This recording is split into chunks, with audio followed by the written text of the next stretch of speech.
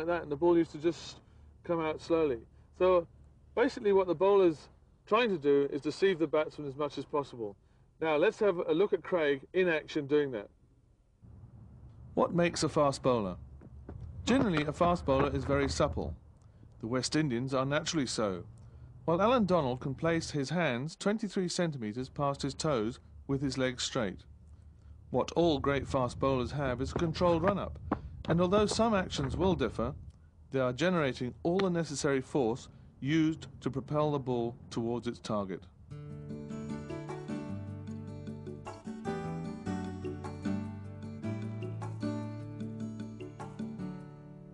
We're now going to show you a method to teach a young fast bowler his first run-up. The important thing now to remember is that we're going to use the bowling crease here as his run-up, as though he was out in the outfield. So in other words, we want him to start with the correct foot each time. It doesn't matter whether it's right or left, that's immaterial. Okay, so he starts from there, and he runs out into the void of the outfield and bowls when he feels like it. Okay, so I'm going to ask Craig to hit that line with the same foot every time. Okay, Craig, off you go. Nice even stride pattern. Bowls when he feels like it. And I'm going to mark where his front foot landed. So his front foot landed here. Now I've got to take an estimate of where the bowling crease is going to be. Remember, if I get the estimate wrong, Craig's going to bowl no balls. Okay, so I step back, hopefully about 4 feet, which is the distance, and then I put another marker there. And Craig is actually going to now count how many steps it takes from the imaginary bowling crease in the void back to the actual bowling crease. Okay, started with the right foot, 5, 6, 7, and 15 paces. Okay, so that for Craig is the ideal run-up for him. Now if you don't get it right, or you get your rhythm wrong, you take a shorter stride pattern or a larger stride pattern, then this calculation can go wrong. So it's important that you make sure that your rhythm is right, your stride pattern is the same all the time, and you feel good when you bowl. And good luck to all your quick bowlers. Craig, your captain's just signalled to you, you've got 2 overs to go before you come on. What goes through your mind? Well, I suppose in the beginning a bit of nervousness and then excitement, and then try and prepare yourself as best as you can for the job. The first thing I would be looking to do is get as warm as I can, within reason, without running around the boundary too much, but just warm up all the major muscle groups, particularly hamstrings and what have you. And once I'm in that position, start concentrating on the sort of line and length I'll be looking to try and bowl. I know the guys who are not out at the moment, and I'll be looking at weaknesses and how I'm attempting to bowl to them. Your run-up, how important is that to you? I think it's a vital part of bowling. It's the lead into your delivery stride and your action and all that sort of thing. It's important that you build up a good rhythm so that you reach the crease at the optimum and most effective speed to bowl with your particular type of action. Tell me, you've got a batsman at the wicket who's looking very much an onside player. What type of delivery would you bowl to him? Well, obviously your line and length changes to that particular type of batsman. I'd look to try and swing it away from them in order to get them to pick the line as being quite straight, look to play on the onside, and if it swings, the chances are he could nick it to the keeper or the slips. There's lots of ways of swinging the ball these days. What's the sort of conventional method? Well, the conventional method is with obviously the away swing grip, but the vital part of it is to get the shiny side as shiny as you possibly can. Yeah. And that takes quite a lot of work. Right, and so how would you do that? Well, hopefully the rest of the bowlers have shined the ball really well when I get it, but the first thing that I do is to try and get any little grass cuttings or turf that might have been caught in the ball, to get that off and get a proper surface there to shine, and then to work really hard and shine quite vigorously on your pants, yeah. What method do you clean it with? I mean, do you sweat, spit, or both? I use a bit of both, but mainly I use spit because I feel that I can control it a bit better just on my fingertips. When I tend to put a whole lot of sweat and maybe make the ball a bit damp, and I don't really want that. It's interesting. So now you've got a situation where the batsman's in, and he's a big front footer. He's really lunging at you, he's covering that swing and seam that you've got. What are you going to do to get him onto the back foot? Well, I think it's vitally important in order to be effective that you maybe sometimes plan to get a batsman out over a number of overs. In that situation where maybe it's not swinging as much as you would like it, what have you, guy's a good front foot player, the idea would be to push him back onto the back foot in order to maybe catch him on the crease and get him out LBW or caught behind when his feet don't move so well in subsequent balls after that. But it would take a bit of planning, maybe banging it in, 1 or 2 bounces to keep him on the back foot so that he's not lunging forward like that, and then getting the ball in the perfect place, line and length. He doesn't get quite as far forward as he should be, and maybe you can trap him LBW or get him caught behind. Right. Now, how important is your field to you as a bowler? I don't think you can emphasize enough that you must be comfortable with your field placing at any particular time that you're bowling.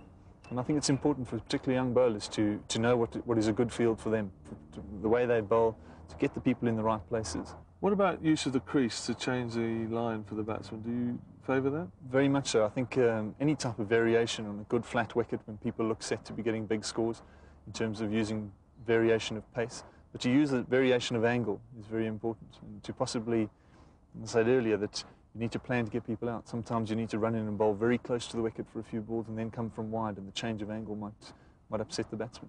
Do you have any set plan, 3 balls of one and 4 one of the other, or 4 and 1, or do you change that during a spell? I'd like to change it during a spell. You wouldn't want it to become too obvious that you bowl 3 balls from close and 1 from a wide. From wide of the crease, rather. So for particularly a batsman, maybe it'll take a whole over of bowling from close and then the next over from bowling from wide. So that's just got to be judged by the situation. Yeah, and do you look to get the batsman driving, cover the offside, but get him driving and then bowl a slow ball and hope you miscues it? That is one of the plans that players use at the top level, I think, to get people confident and feel they're well in and well set, and then you slip in the slow ball and hopefully they fancy it and have a drive at it. Yeah. If you had an advice for a young quick bowler just starting out in his career, what would it be? Oh, there's so much to it, but one of the first things you need to do if you want to be a successful fast bowler is to get very fit and strong. I can't emphasize that enough. There are no shortcuts to success. And then I think, particularly for myself, is to practice and bowl a lot. I don't think you can bowl too much as a young guy. You've got to get stuck in and get in the nets and bowl a lot of balls, and that'll make you successful. So there you have it from the horse's mouth. One of the best fast bowlers in South Africa. He's worked very hard at his game, and if you want to be a fast bowler too, you've got to be prepared to put in some really hard work. And for those of you who want to do that, I wish you the best of luck.